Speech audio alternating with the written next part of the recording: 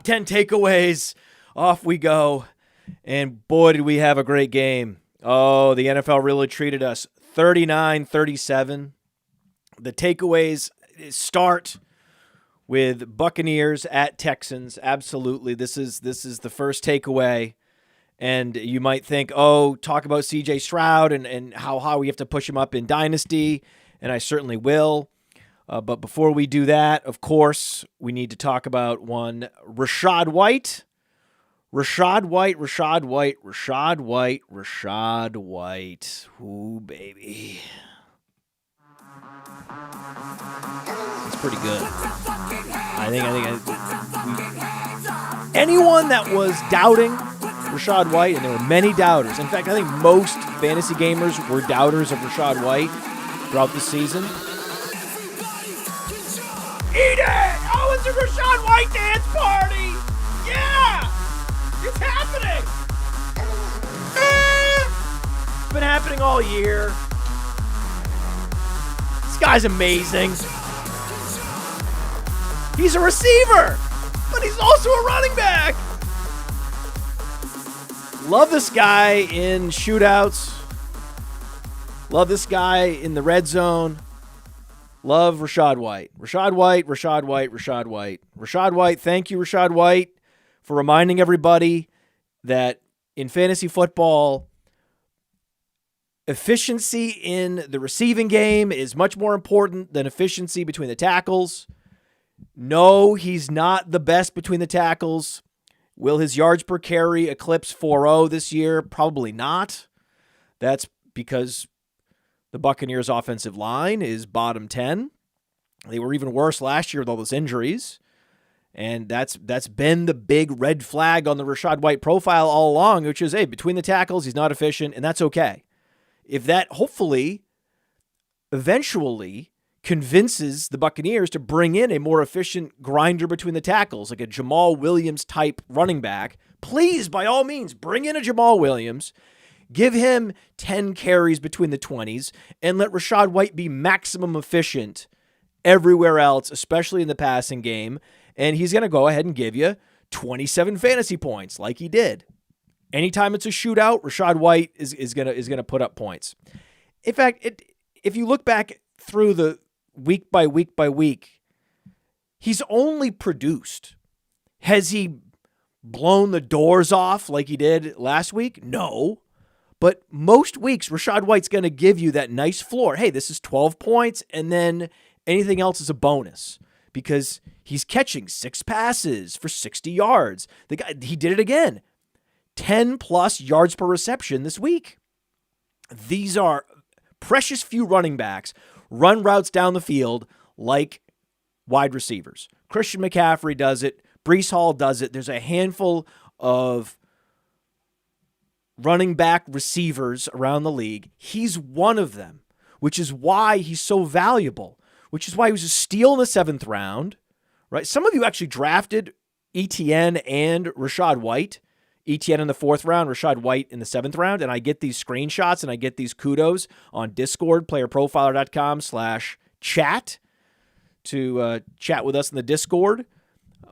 Email podfather@rotounderworld.com. Never gets old. Never gets old. The kudos for the optimal build. Hero RB, Travis Etienne, 0 RB with Rachaad White never gets old. So this is reason to celebrate. It was great process. You get a guy that's going to have all the touches out of the backfield and one of the best receiving running backs in the league.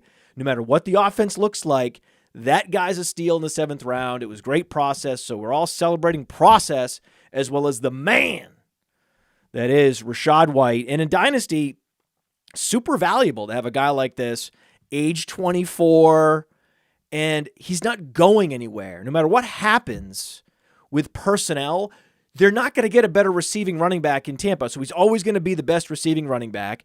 He's clearly just a stud athlete in general.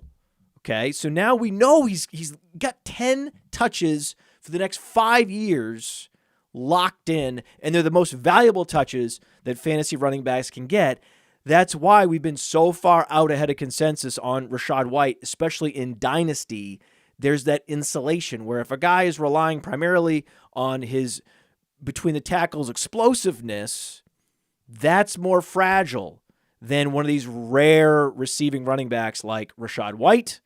So that was the biggest relief, knowing that we had, hey, this matchup against the Texans looks like it's going to go over, right? The total was 40, so they put up almost 80 points between the two teams.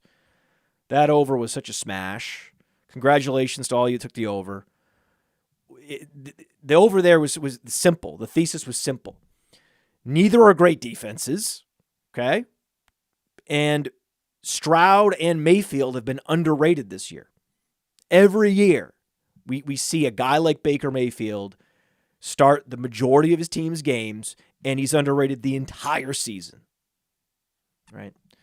And Stroud finally, with this kind of statement game from Stroud, 470 yards, 51 fantasy points. Okay, that's the statement, right? That's the statement. Also interesting with Stroud, 0 rushing yards, no rushing attempts whatsoever. But when you're throwing for 5 touchdowns, it's not going to matter. I would like to see him run a little more, though. I mean, hey, he gave him 51 fantasy points. Yeah, but I would like to see a few carries. Hey, he's not Josh Dobbs on the ground. That's the problem. That's the one problem. So, Devin Singletary, that's 4 points. How does your team score 39 points and you're a bell cow running back and you put up 4 fantasy points? That's a riddle. Like, how is that even possible? I know how. You're Devin Singletary. You're an undersized, slow satellite back that doesn't catch passes. That's how. Right? I mean, excuse me. He did catch 2 passes for 0 yards. Okay? So he's not big. He's not explosive. He's not a downfield route runner like Rachaad White. So there's a great game to watch. If you watched Singletary, you're like, oh, this is what we don't want. And then you can see with White, oh, this is what we do want in fantasy football. And Stroud is so phenomenal, and he's just rocketing up our Dynasty rankings. Check our Dynasty rankings out, playerprofiler.com. Click on the Dynasty rankings, and you'll be pleasantly surprised with where CJ Stroud is, the number of players he's overtaken. And Joe Burrow's next. Like, he's just knocking on the door. I know it's crazy. He's not going to overcome Burrow yet, right? But Stroud surpassing Burrow in the next year and a half, very possible. But he needs to run a little more. He needs to, if he's tactically scrambling, he's giving you 3 to 5 rushing touchdowns, and he's remaining this consistent, then you got to love. Stroud doesn't have an alpha receiver. I know Nico Collins. Yeah, Nico Collins is like a cardboard cutout alpha because he's 220 pounds and he's 6'4". So he has that Michael Pittman size, but he doesn't command targets like Michael Pittman. He's not nearly as efficient as Michael Pittman. And in a game where the quarterback throws for 470 yards, for Nico Collins to only put up 54 yards and only 5 targets, that's a red flag. That's not good. I mean, he was dominated by Noah Brown. The fact that CJ Stroud is this prolific with a journeyman wide receiver in Noah Brown, a guy that barely played in college and has been kicked around the league, Dalton Schultz, who is one of the least impressive move tight ends to be fantasy relevant in many years, right? As soon as the pressure is on, a guy like Dalton Schultz, big moments in the playoffs, he folds, he can't get upfield, right? He can't drag his foot, right? When they're trying to run the 2-minute drill, he was the reason why the Cowboys lost. Or at least the reason why the Cowboys couldn't come back was like, no, he couldn't actually get the first down. No, he couldn't actually keep his feet in bounds in a situation where almost every other tight end in the league would have been able to drag that second foot. Dalton Schultz just not an impressive player. He's not. He's He's not athletic, right? He's just a guy who happens to be in the move tight end spot. And if he has an absolute epic quarterback performance powering him, he can get to 100. I can't even believe it. Like that is the great accomplishment of CJ Stroud. He somehow got Noah Brown to 153 yards and Dalton Schultz to 130 yards. So the fact, okay, so here, this is it. 283 yards between Noah Brown and Dalton Schultz. That's one of the great accomplishments in the history of the quarterback position. Then he also was able to power Nathaniel Dell to over 100 yards and 2 touchdowns, and Nathaniel Dell is 5'5". Okay, so Tank Dell, a 5'5" receiver, went over 100 yards. So now you do the math. Now we're close to 400 yards. Okay. Right. 397 receiving yards from a journeyman, a baseline talent, and Mighty Mouse. Right? A mouse.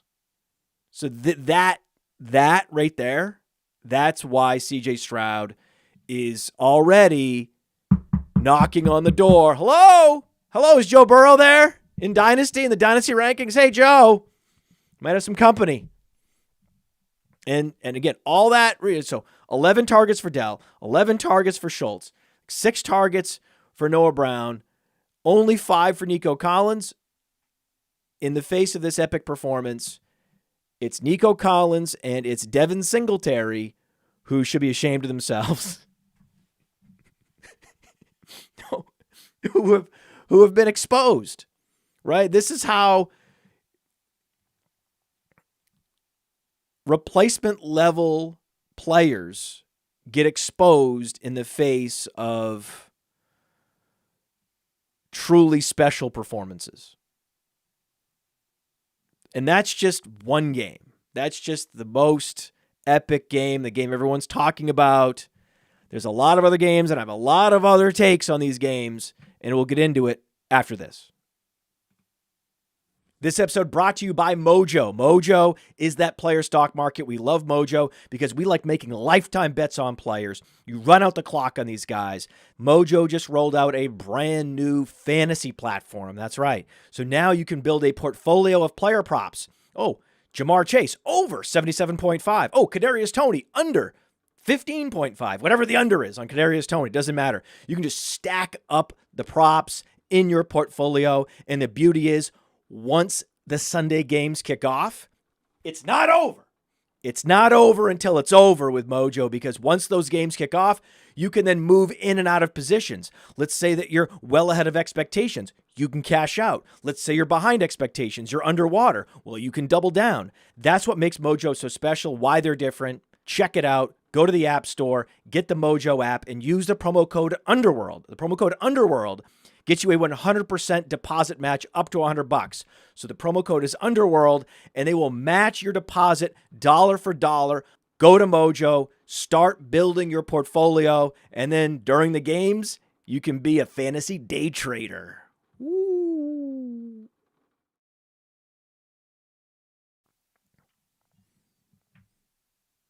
There were other games. There were other games on the slate. Washington played New England, so we like to kick it off with the most exciting game, and then we take a step back and we do some housekeeping, make sure to acknowledge that there were other games that were not nearly as interesting and teams that no one cares about, but there are takeaways from all games, right? Takeaways from all games. So, takeaway number 13, right? Because we're going to have well more than 10 takeaways. We always do. Let's say takeaway 13 is Sam Howell's going to get there no matter what. This was another one of those performances that didn't necessarily light up the fantasy point tally, but in the context of the matchup, it was incredibly impressive that Sam Howell went out and gave you well over 300 yards against the Patriots. The Patriots, all they have is Ramondre Stevenson. Ramondre Stevenson's it, right? The law of the conservation of touches tells you that with no Kendrick Bourne, with just Demario Douglas and Juju Smith-Schuster, a broken Juju Smith-Schuster, a washed Hunter Henry, what do you have left? What's the one player that can go out and actually do something special in the football field? Ramondre Stevenson. So the law of the conservation of touches says that especially when a team is going to face a below average defense, right? And now Washington traded Chase Young. They have one of the worst secondaries in the league. That running back, even if that team doesn't score a lot of touchdowns, is just going to get so many touches, right? And Stevenson, what do you get, 15 touches? But had close to a 10.0 yards per carry, had a 64-yard run, scored a touchdown. When you are good at football and you can break tackles, and he's not that explosive, but he's a tackle breaker, right? And he's got great soft hands in the receiving game. Sometimes that's enough. That's enough. You just need that, a couple special traits, and the touches. Just when there's one special guy left in an offense, you can put your chips down on that guy. That's the lesson from this game with Ramondre Stevenson. And that Sam Howell was able to give you adequate streaming fantasy points against a team that just wants to drag the game into the mud was an incredible sign. And I know everyone's like, oh, Jahan Dotson's back. Jahan Dotson. Curtis Samuel didn't play. There's no evidence, none, that Jahan Dotson's better than Curtis Samuel. Okay? And if you watch the game, yes, Jahan Dotson looks shifty. But when you actually look at the numbers, Byron Pringle was more efficient. Right? Byron Pringle was better. He didn't command as many targets, but he was much better with the targets that he got. And so if you're not separating yourself in the advanced metrics from Byron Pringle and the reason why you're productive and the correlation of your productivity this season has been directly tied to is Curtis Samuel in the game, then no, I'm not ready to say, oh, Jahan Dotson's a player I need to be trading for in seasonal leagues or in Dynasty. This is a player I need to be monitoring. I need to be really interested in this player. This is a buy low opportunity. No. Michael Pittman, though. Michael Pittman has been my buy low, my number one trade target in all formats all year. What did he do? 8 for 8. And he did that after coming back from which was one of the bigger hits you're going to see all year. Was he concussed? Yes. I believe Michael Pittman played with a concussion and that there's no guarantees he's going to play this week. So this is a player I would monitor. We've seen very, very few, precious few players get concussed and then play the following week. It's one of the evolutions, the positive evolutions of the NFL. They seem to care more about player health and safety, especially when it comes to brain function. Finally. How many movies need to be made? Documentaries need to be made about ALS and the dangers of, repeated constant concussions. And finally, they're wearing these padded helmets in practice. Finally, they're not letting these guys play after getting completely lit up the previous week. No guarantees Pittman plays this week. I love seeing not only he was 8 for 8, Jonathan Taylor was 5 for 5. Between them, they were 13 for 13. Studs are going to stud.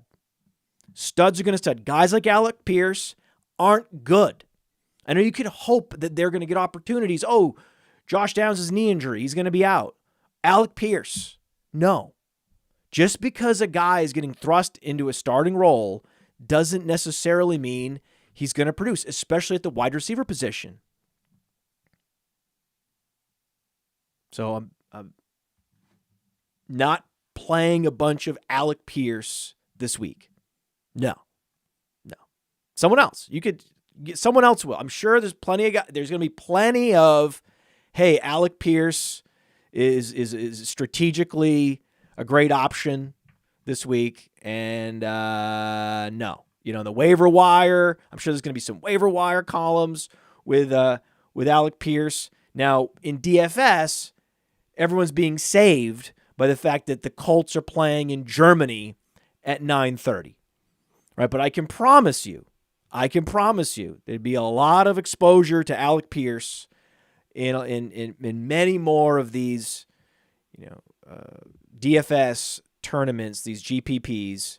You'd see an inordinate amount of Alec Pierce if that game, Colts Patriots, Week 10, was on the main slate. But it's not, and unfortunately not, right? Because then we could take advantage of having lower exposure to Alec Pierce. But no, sadly, no. Gardner Minshew, 127 yards. Okay. And this was after C.J. Stroud was strangled by this defense. The Carolina defense is dirty, and they play the Bears this Thursday night. And so my advice is do not play DJ Moore. This is a week to bench DJ Moore. DJ Moore is not a player, no matter who the quarterback is, right? The Tom Savage corollary tells you play the alpha receiver no matter what. Because if it's Tyson Bagent, that's fine. He's going to be more likely to zero in on his primary receiver. And so the targets will go up, the efficiency goes down, but DJ Moore will still produce. Okay, when it's the Carolina defense and Tyson Bagent will struggle to get to 100 yards, just even in deeper leagues, I'm going to be benching DJ Moore. Just not playing him. Not playing DJ Moore. You'd have to get down to like Alec Pierce for me to play DJ Moore. And keep riding Chuba Hubbard. It's only going up from here for Chuba. Unfortunately, this is a bad team, and bad teams don't score a lot of touchdowns. But Chuba Hubbard has seized that starting job. I'm thrilled for Chuba. Thrilled for Jerome Ford and Chuba Hubbard were two of my favorite handcuff backs, sleeper running backs in the double-digit rounds. Though Reddit was upset, right, that I had Chuba on my list, but not Zach Charbonnet. Remember that? Remember how mad Reddit was? Well, man, as it turns out, Kenneth Walker is a hell of a lot better than Miles Sanders, Reddit, and Chuba Hubbard is better than Zach Charbonnet because Zach Charbonnet is running a lot of routes. He's out snapping Kenneth Walker, and yet I'm looking up and he's got one target. So Chuba Hubbard better than Zach Charbonnet, and Zach Charbonnet is the antithesis of Rachaad White. It's like, hey, this guy is a satellite back with size, but he actually can't command targets down the field. So I would say more of a fake Rachaad White, right? So the fakest possible Rachaad White is Zach Charbonnet. Dak Prescott has been rebooted. They rebooted him. He's now putting up 300-yard games regularly. We love it. CeeDee Lamb, close to 200 yards. We love it.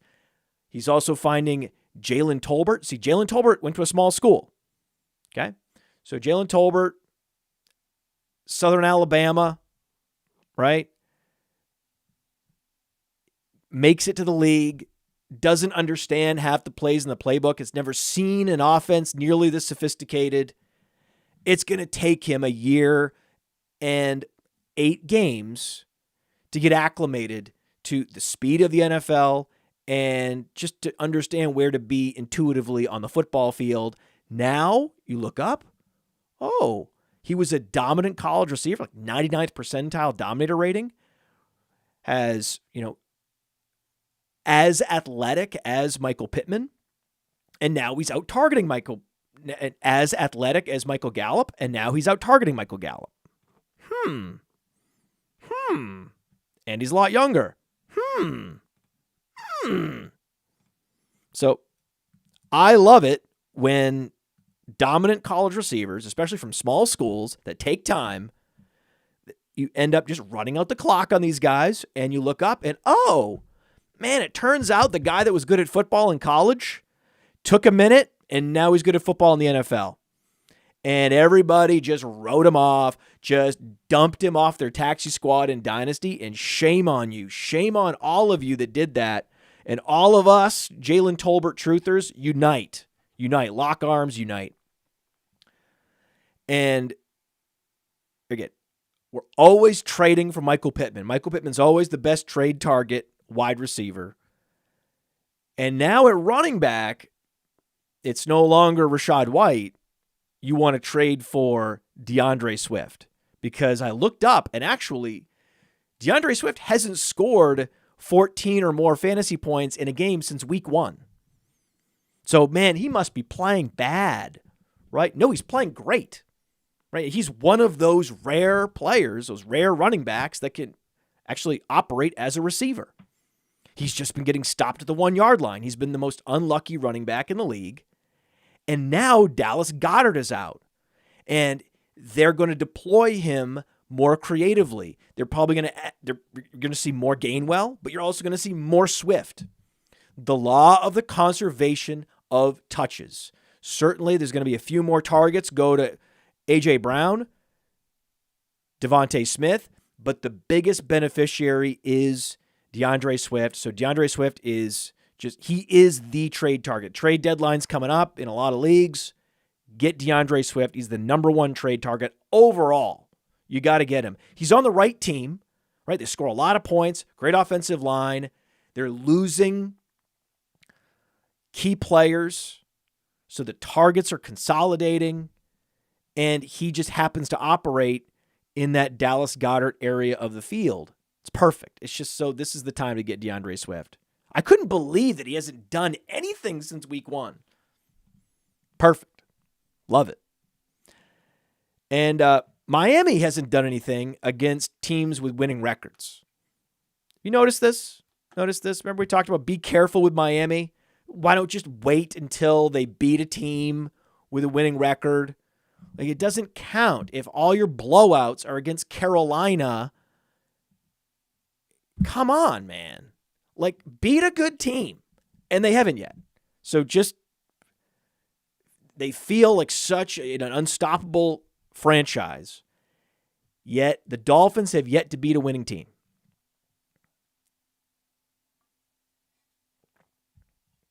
And they were down 21-0 against the Chiefs. That was supposed to be a good game. And it was. Close. Was it a good game? No. And the red flag player in that game, Isiah Pacheco. If you're up 21-0 at the half, and you're an explosive runner, and you're the clear workhorse back, you got to give you something more than 6 fantasy points. 6, no catches, no touchdowns, no breakaway runs. This is the danger. This is the danger in elevating a player. Isiah Pacheco is a 7th-round pick. He is explosive. He is the clear workhorse back on one of the best offenses in the league. But you can't get out over your skis acquiring this guy in Dynasty, for example, because these games are concerning.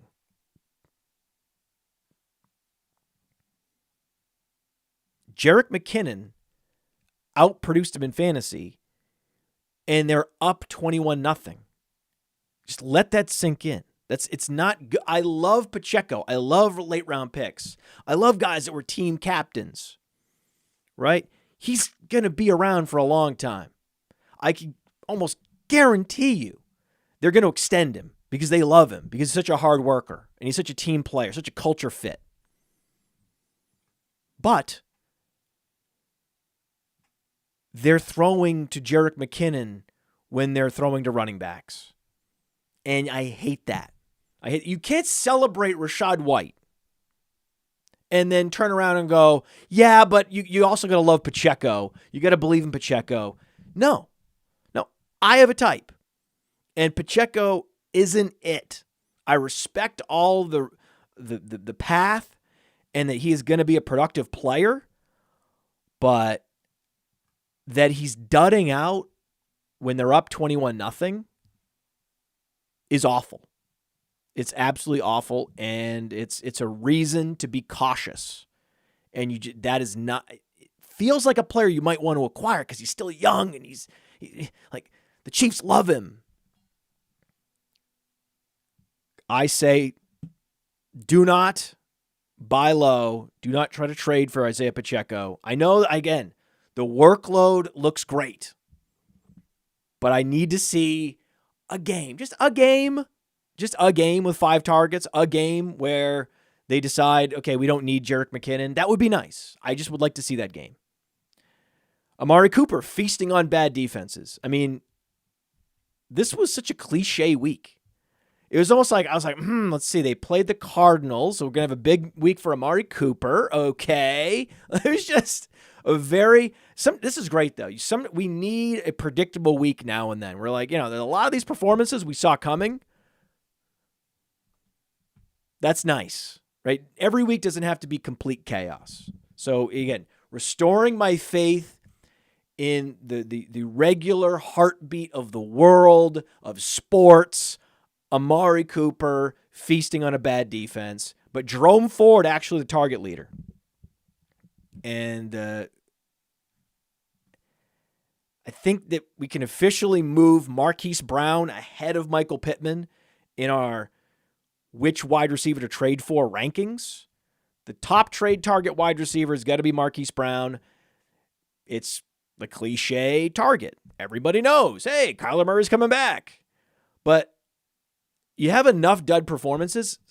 Some fantasy managers, they get fatigued and just try to take advantage and try to scoop as much Marquise Brown as you can off fatigued fantasy gamers.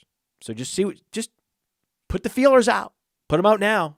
Man, he had 8 targets, but it wasn't going to happen with Clayton Tune.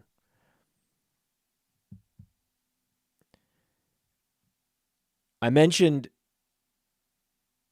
benching DJ Moore. I would rather start Cole Kmet than DJ Moore. At least a Cole Kmet can get you a touchdown. And the opportunity cost is streaming a tight end. The upside's not great. A guy like Taysom Hill, right? Hill versus Kmet, right? When you see that Kmet's facing Carolina in a short week, then it becomes a decision. Where most receivers that you're debating whether or not to play DJ Moore or receiver X, you're going to choose receiver X. Cole Kmet, he's on pace for 700 yards and 10 touchdowns. He is a modern-day Robert Tonyan. You love the TD output, and it makes sense. DJ Moore is 5'11". Darnell Mooney's 5'9". So they have a bunch of small receivers, and they have one guy that they can trust in the red zone with any kind of size. It's certainly not Dante Foreman, right? They don't have a receiver out of the backfield except Roschon Johnson, who Roschon Johnson doesn't look right. Like this, I believe that he's back, but they're reacclimating him slowly because this was a severe concussion that he suffered, and I'm not surprised that they're not inserting him into the starting role. It's going to take time.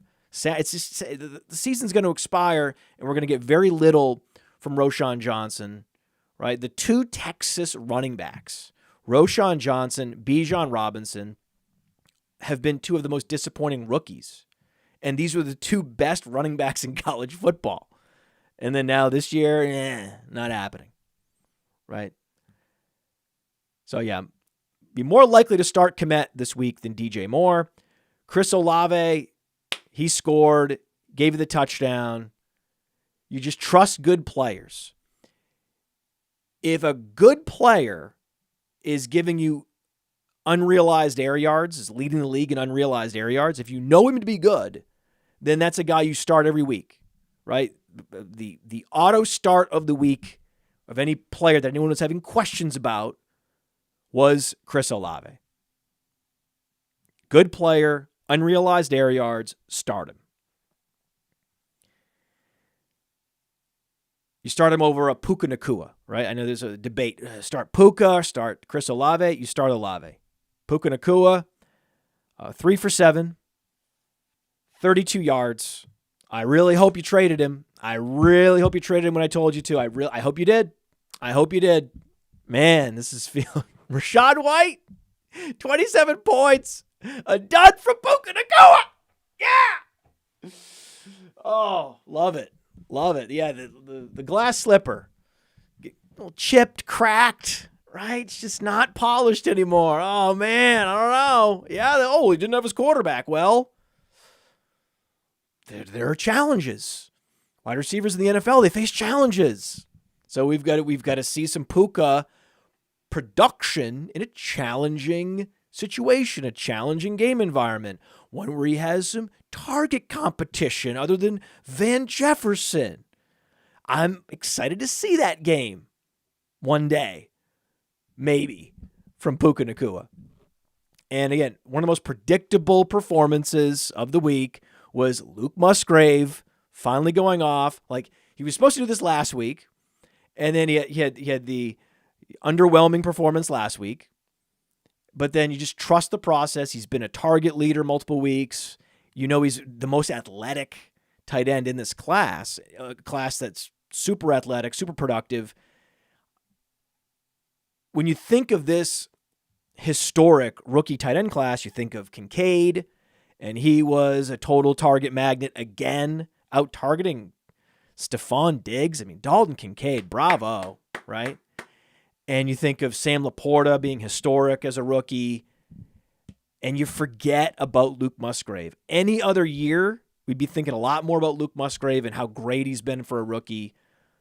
And for that reason, I think he's just a great trade target in Dynasty in particular. Note that Aaron Jones operating as a bell cow. Aaron Jones, 20 carries. Aaron Jones getting targets. I like it. I don't know why it's taken this long, but I like it. He's impossible to trust, and I need to see another week. But more, please. Let's just send a message to the Packers. More, please.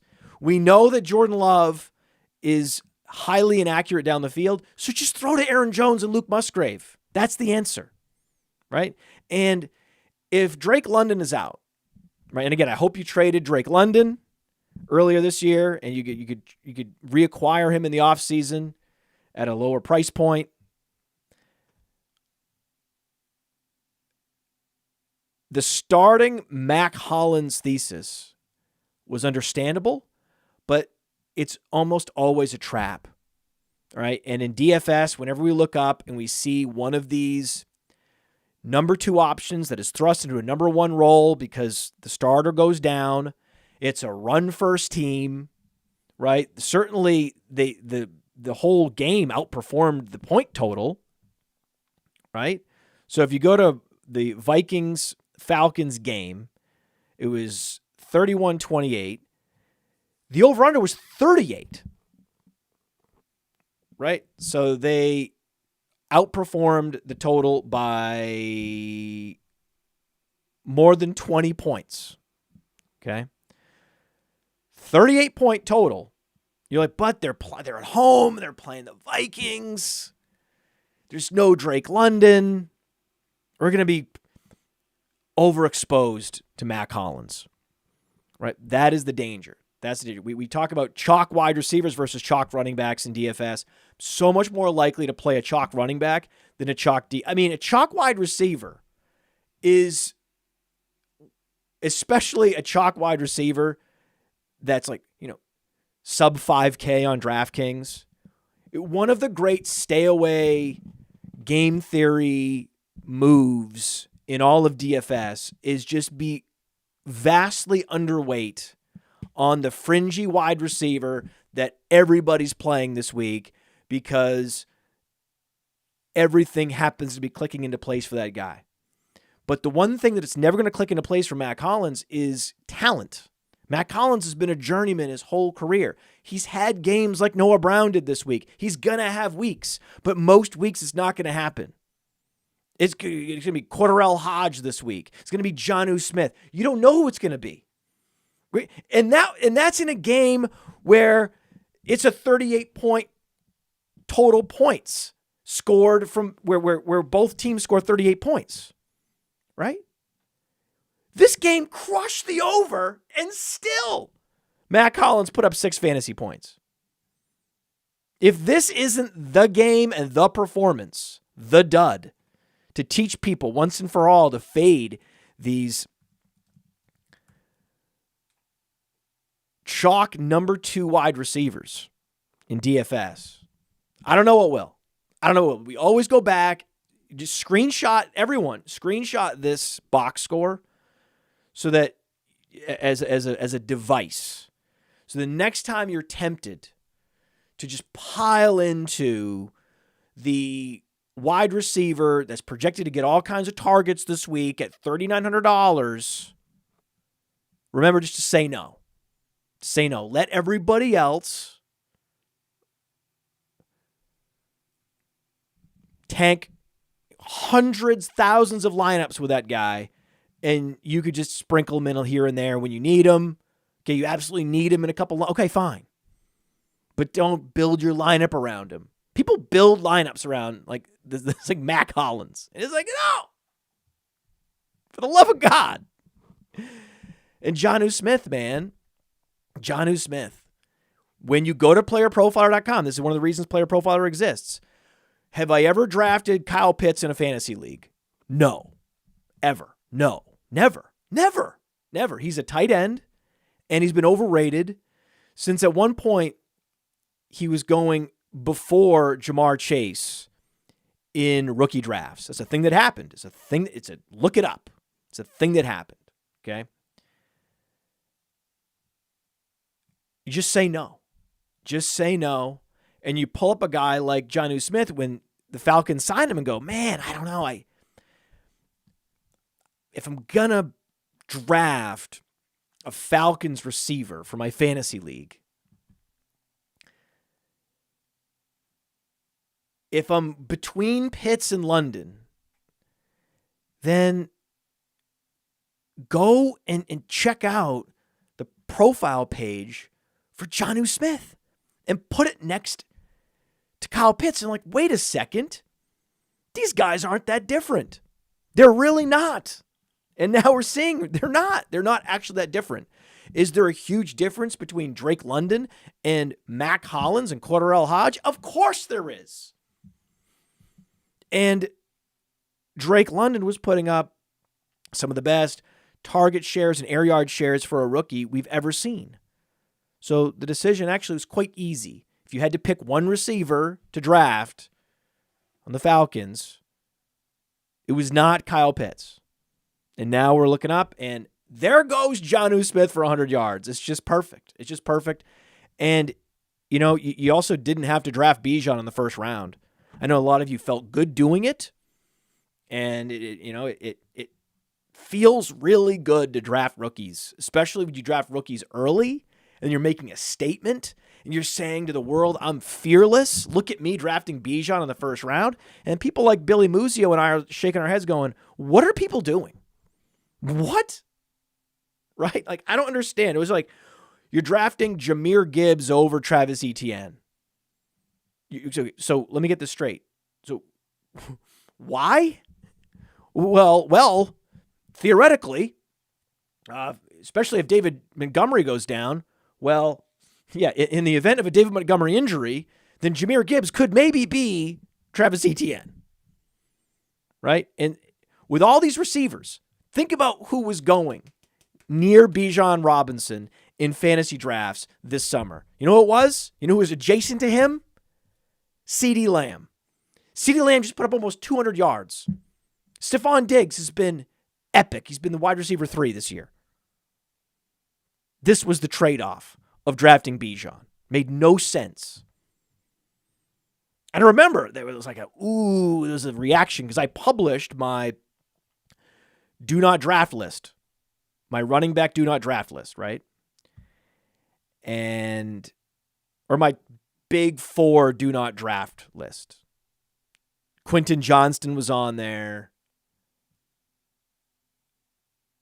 Calvin Ridley was on there. And Bijan Robinson. It was like, Bijan Robinson? I want to draft Bijan Robinson. What do you mean don't draft Bijan Robinson? Well, I'm not drafting him based on his ADP. I love Bijan Robinson like anybody else, but I hate his ADP, and I'd like to see what the Falcons are going to do this year, how their quarterback play is, how their offensive line is. Can they keep up the improvement from the previous year? How is the touch distribution going to shake out between Algier and Bijan? There's a lot of questions. So why don't we just draft Saquon Barkley instead? If you have to draft a running back in the first round, just draft Saquon Barkley instead, because you're drafting Bijan Robinson hoping you're getting Saquon Barkley, just like you're drafting Jahmyr Gibbs before Travis Etienne, hoping you're getting Etienne. That's illogical. Never made any sense. Bijan Robinson, a total trap. Same exact touch count as Tyler Algier this week. And he was outproduced. And Algier came in clutch situations. You hate it. I know you hate it. Alexander Mattison, though. I said don't draft him. And as it turns out, he's now the guy, and he's going to have a very productive second half because he's just the guy that's there getting the touches. Cam Akers out with an Achilles, second Achilles. I mean, that's a Greek tragedy right there. Cam Akers is a Greek tragedy.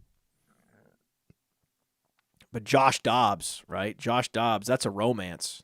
That's a Shakespearean romance. A fantasy romance. Fantasy gamers and Josh Dobbs. What do we love? Guy that's running 7 times for 66 yards and a touchdown, putting up 28 fantasy points. That's what we love. That's what we love. Where I'm looking at the CJ Stroud performance, and I'm like, man, I love it. But if you could just give me a little of that Josh Dobbs rushing love, I'd love it even more.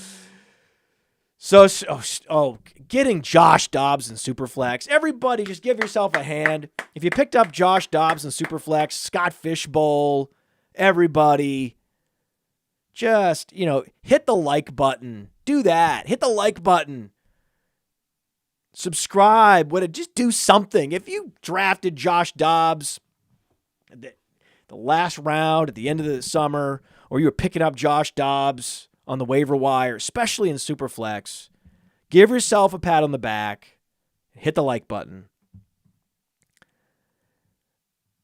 Pat on the back goes to Billy Muzio, Keaton Mitchell. He liked Keaton Mitchell. Why? Because explosiveness matters for running backs.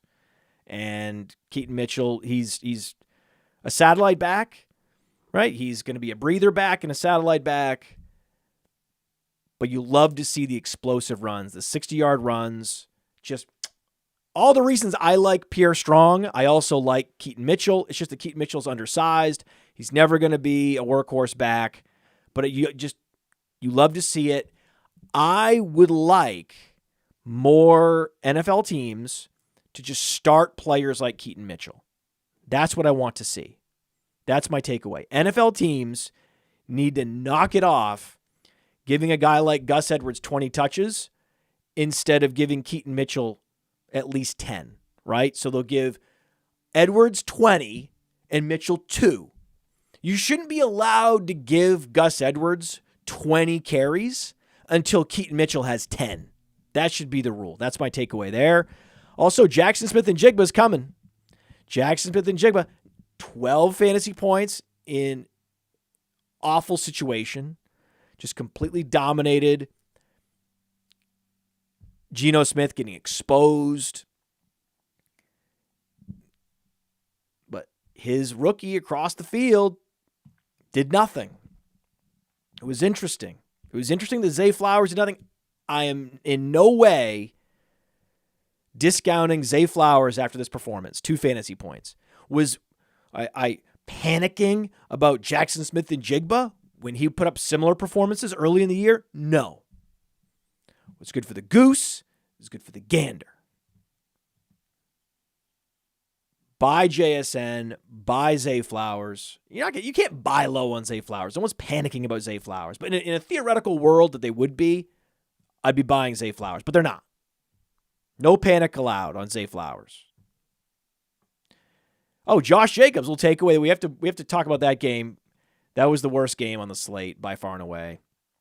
I mean, 2 horrific backup quarterbacks, DeVito and O'Connell. What's the takeaway there? The takeaway is a workhorse running back at home should be started no matter what. Josh Jacobs, 30 fantasy points. Why? Workhorse at home. Nothing else matters. Now, we talked about Dalton Kincaid. Another interesting game on the slate. Great game. Great game on paper. Didn't deliver exactly that in real life. I picked the Bengals. I thought the Bengals were an easy pick there. They were at home. It doesn't have to be that hard. It's just you want Joe Burrow at home. I don't really care who they're facing. Easy pick.